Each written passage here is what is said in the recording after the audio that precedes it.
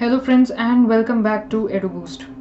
आज की क्लास में हम लोग डिस्कस करेंगे chapter 9 financial management for your business studies class 12। Ma'am, ये चैप्टर 9 फाइनेंशियल मैनेजमेंट हमने सुना है बहुत ही डिफ़िकल्ट चैप्टर है और इसकी अंडरस्टैंडिंग में जनरली प्रॉब्लम रहती है। क्या ऐसा सच है मैम? देखो, जो फाइनेंशियल मैनेजमेंट का चैप्टर है आपका पार्ट बी, यानी कि आपकी बिजनेस स्टडीज़ की जो सेकंड बुक है उसका फर्स्ट चैप्टर है और ये चैप्टर आपको फाइनेंशियल मैनेजमेंट के वर्ल्ड में इंट्रोड्यूस करता है। एज स्टूडेंट्स ऑफ कॉमर्स आप किसी भी चीज़ को इग्नोर कर सकते हो, but finance as a topic ignore कर ही नहीं सकते हो। Whether you go for CA, whether you go for CS, whether you go for law, whether you go for business, whether you go for MBA, anything। तो finance एक ऐसा topic है जो आप इग्नोर नहीं कर सकते और फाइनेंस मुश्किल भी नहीं है। Finance is very easy. ये मुश्किल कब बन जाता है? ये मुश्किल तब बनता है जब आप इसको सिर्फ थ्योरेटिकली स्टडी करते हो, सिर्फ एग्ज़ाम पर्सपेक्टिव से स्टडी करते हो। तो आप फाइनेंशियल मैनेजमेंट को जो है प्रैक्टिकल पर्सपेक्टिव से, एक बिजनेस ओनर के पर्सपेक्टिव से या फिर एक बिजनेस के CFO के पर्सपेक्टिव से जब आप सोचोगे, चीफ फाइनेंशियल ऑफिसर के पर्सपेक्टिव से जब आप सोचोगे, तो आपको ये लेसन जो है बहुत ही इंटरेस्टिंग भी लगेगा और बहुत ही ईजी भी लगेगा। कंपेयर टू अदर लेसन्स, इस लेसन में अंडरस्टैंडिंग वाला पार्ट ज़्यादा है और रिमेंबर करने वाला पार्ट कम है। तो डिपेंडिंग ऑन योर नेचर ये आपके लिए पॉजिटिव भी हो सकता है या नेगेटिव भी हो सकता है, बट आई वुड से कि किसी भी चैप्टर को इस तरीके से एनालाइज ना करो। हर एक चैप्टर का अपना मीनिंग है, अपनी इम्पोर्टेंस है और उस चैप्टर को उसी तरीके से देखा जाना चाहिए। हर एक टॉपिक की अपनी इम्पोर्टेंस होती है। अगर आप इस तरीके से एनालाइज करोगे तो वो चैप्टर आप जस्टिस नहीं कर पाओगे उस चैप्टर के साथ कभी भी। ठीक है जी। Having said that, financial management क्या है? फाइनेंशियल मैनेजमेंट क्या है? Management of finance. मैम, आप क्यों हमें गोल गोल घुमा रहे हो? आप हमें बताओ कि फाइनेंशियल मैनेजमेंट क्या है, एग्जैक्टली क्या है। पैसे को मैनेज करने को ही फाइनेंशियल मैनेजमेंट बोलते हैं। कौन से पैसे को? बिजनेस के पैसे को या किसी भी ऑर्गेनाइजेशन के पैसे को मैनेज करना है फाइनेंशियल मैनेजमेंट। एक सिंपल से कॉन्सेप्ट से, एक सिंपल से एग्जाम्पल से आपका कॉन्सेप्ट डिस्कस करते हैं। ये है एक बैलेंस शीट। क्या आपने कभी बैलेंस शीट देखी है? यस मैम, हमने बैलेंस शीट बहुत बार देखी है। इनफैक्ट हमने 11th क्लास में बैलेंस शीट बनानी भी सीखी है। बैलेंस शीट बनानी तो आपने सीखी, क्या बैलेंस शीट को रीड करना भी आपने सीखा? मैम, बैलेंस शीट को रीड कैसे किया जाता है? आओ मेरे साथ रीड करते हैं। Liabilities and capital. Capital is rupees 50 crores. Loan is rupees 25 crores. Current liabilities rupees 25 crores. Total rupees 100 crores. क्या बैलेंस शीट को ऐसे रीड किया जाता है? बिल्कुल भी नहीं। बैलेंस शीट को रीड करना एक आर्ट है। वो आर्ट आपको आज डिस्कस करेंगे, आपको समझाएंगे। देखो, अब जब आप इस बैलेंस शीट को देखते हो, ये किसी भी एक सपोजिंगली किसी कंपनी की बैलेंस शीट है। आप सबसे पहले देखते हो कि इस कंपनी के पास, इस बिजनेस के पास रेवेन्यू जनरेशन का सोर्स क्या है। अब रेवेन्यू जनरेशन मतलब वो एरिया जहाँ से पैसा आएगा। पैसा कहाँ से आएगा? पैसा आएगा एसेट से। कैसे? मान लो आपने फैक्ट्री लगाई है, फैक्ट्री आपका एसेट है, फैक्ट्री में प्रोडक्ट बनता है, प्रोडक्ट बिकता है, आपके पास रेवेन्यू आता है। तो पैसा जो है बिजनेस में कहाँ से आता है? जनरली एसेट से। अब इस बिजनेस में देखो, इस बिजनेस में फिक्स्ड एसेट्स हैं ₹70 करोड़ और करंट एसेट्स हैं ₹30 करोड़। टोटल है ₹100 करोड़। दैट मीन्स आपका एसेट्स कैसे कैसे हैं? 70% एसेट्स फिक्स्ड एसेट्स हैं और 30% एसेट्स करंट एसेट्स हैं।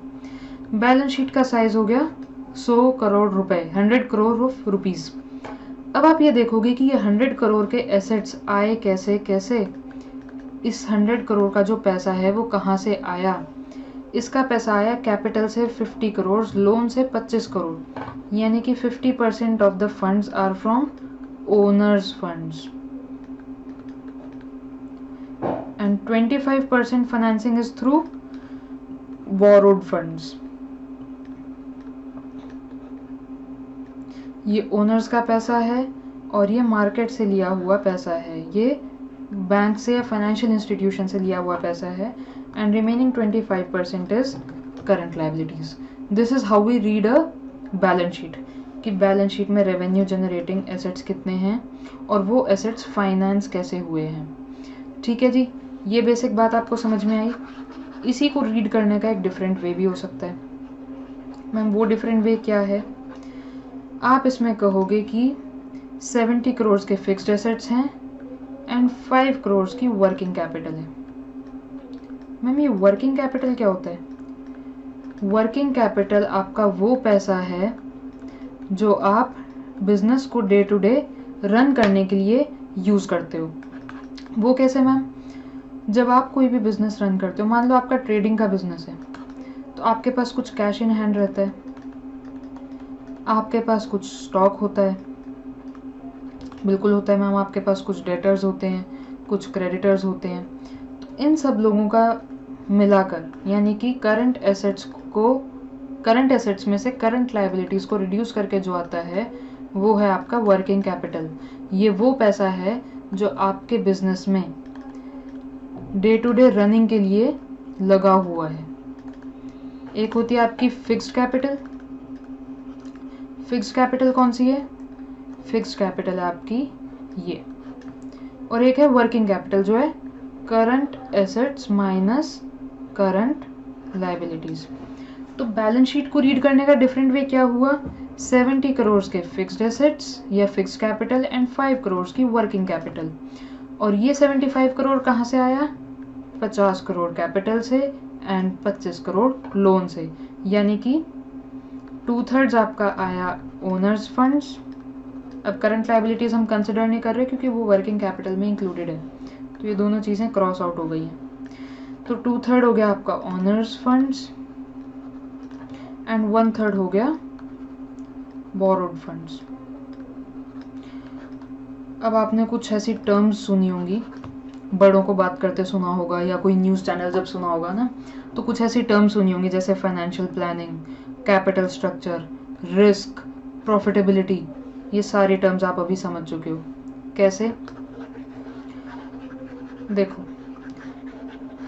सपोजिंगली आप कोई बिजनेस स्टार्ट करना चाहते हो. आप कोई बिजनेस स्टार्ट करना चाहते हो. आपको बिजनेस स्टार्ट करने के लिए डिसाइड करना होगा कि आपको क्या प्रोडक्ट मैन्युफैक्चर करना है या क्या सर्विस डिलीवर करनी है, यानी कि आपका रेवेन्यू कहाँ से आएगा, उसके लिए आपको क्या एसेट्स चाहिए, उन एसेट्स के लिए आपको कितना पैसा चाहिए, हाउ मच मनी, और ये पैसा कहाँ से आएगा. तो इस वाले पार्ट को प्लान करने को हम बोलते हैं फाइनेंशियल प्लानिंग. यानी कि कोई भी बिजनेस को स्टार्ट करने के लिए या एक्सपैंड करने के लिए जब आप प्लानिंग करते हो कि बिजनेस में पैसा कहाँ से आएगा, कितना आएगा और किस सोर्सेज पे आएगा, किन किन स्टेजेस पे हमें कितना पैसा चाहिए होगा. देखो क्या होता है, जब बिजनेस स्टार्ट होता है ना, तो आपको स्टार्टिंग में कुछ पैसा ज़रूर चाहिए होता है, बट ऐसा नहीं है कि आपको थ्रू आउट बिजनेस जितना पैसा चाहिए, जितने फंड्स आपको चाहिए वो आपको डे 1 पे ही अरेंज करने होंगे. हो सकता है कुछ फंड्स की ज़रूरत आपको 6 मंथ्स के बाद हो, कुछ की ज़रूरत आपको 1 ईयर के बाद हो. तो फाइनेंशियल प्लानिंग में आप क्या करोगे? आप ये डिसाइड करोगे कि आपको कितने फंड्स बिजनेस में किस स्टेज पर चाहिए और वो फंड्स उस स्टेज पर कहाँ से अरेंज होंगे. ये हो गई आपकी फाइनेंशियल प्लानिंग. इनकी प्रॉपर डेफिनेशन और इनकी डिटेल्स हम लोग आने वाले लेसन्स में डिस्कस करेंगे. अभी सिर्फ इंट्रोडक्शन है, इसलिए मैं आपको कुछ कॉन्सेप्चुअल क्लैरिटी दे रही हूँ. अब कैपिटल स्ट्रक्चर क्या है? अगर हमारे 75 करोड़ के एसेट्स हैं, यानी कि 70 करोड़ के फिक्स्ड एसेट्स, 5 करोड़ की वर्किंग कैपिटल, और वो फाइनेंस्ड है इस तरीके से, तो इस ब्रेकअप को हम बोलते हैं कैपिटल स्ट्रक्चर. यानी कि कितने ओनर्स फंड्स और कितने बोरोड फंड्स, उसको हम क्या कहते हैं? उसको हम कहते हैं कैपिटल का स्ट्रक्चर. कितने ओनर्स फंड्स हैं, कितने बोरोड फंड्स हैं, जिससे हमारे एसेट्स फाइनेंस हुए हैं. रिस्कीनेस क्या है? रिस्कीनेस है कि आपके बोरोड फंड्स कितने ज़्यादा हैं. मैम ऐसा क्यों? देखो, बोरोड फंड्स में एक बेसिक फंडा क्या है कि वो बेसिकली एक लोन होता है, वो होता है आपका उधार। और उधार की बेसिक नेचर क्या है, आपको अग्रीमेंट के अकॉर्डिंग वो उधार लौटाना होता है।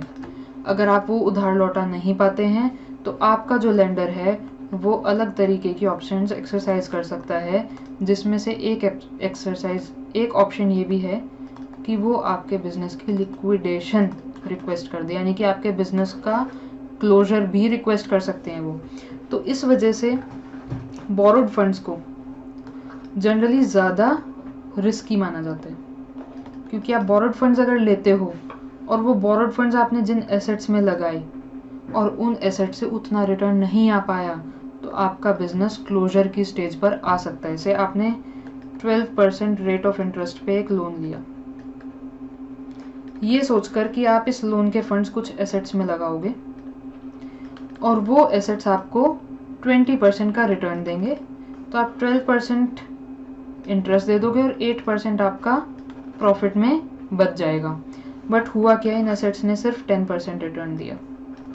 ऐसे में क्या होगा, ये लोन की पेमेंट आपके लिए मुश्किल हो जाएगी, ठीक है। और अगर आप लोन रीपे नहीं कर पाओगे तो आपका बिजनेस जो है वो क्लोजर के पास चला जाएगा। But at the same time अगर आपने ये पैसा लोन से ना लेकर कैपिटल से लिया होता तो ये प्रॉब्लम नहीं आती, क्योंकि कैपिटल में क्या है कि अगर बिजनेस कमा रहा है तो वो अपने शेयर होल्डर्स को रिटर्न देगा, नहीं कमा रहा है तो शेयर होल्डर्स वेट करेंगे, उन्हें रिटर्न नहीं मिलेगा। तो इसे हम कहते हैं रिस्कीनेस। प्रॉफिटेबिलिटी क्या है, देखो जब भी हम कोई फाइनेंस रेज करते हैं ना, हर एक फाइनेंस की कॉस्ट होती है। फॉर एग्जांपल लोन में कैसी कॉस्ट होती है, आप लोन जब लेते हो तो प्रोसेसिंग चार्जेस होते हैं, फाइल चार्जेस होते हैं, और लोन को लेने के बाद इंटरेस्ट की कॉस्ट होती है। सिमिलरली कैपिटल में भी कॉस्ट होती है, डिविडेंड की एक्सपेक्टेशन होती है शेयर होल्डर्स की। आप जब कैपिटल रेज करते हो तो फ्लोटेशन कॉस्ट होती है। तो इस वजह से जब आप कोई भी कैपिटल, कोई भी फंड्स रेज करते हो तो आपको ये देखना होता है कि आपकी प्रॉफिटेबिलिटी पे उसका क्या इम्पैक्ट आएगा। ये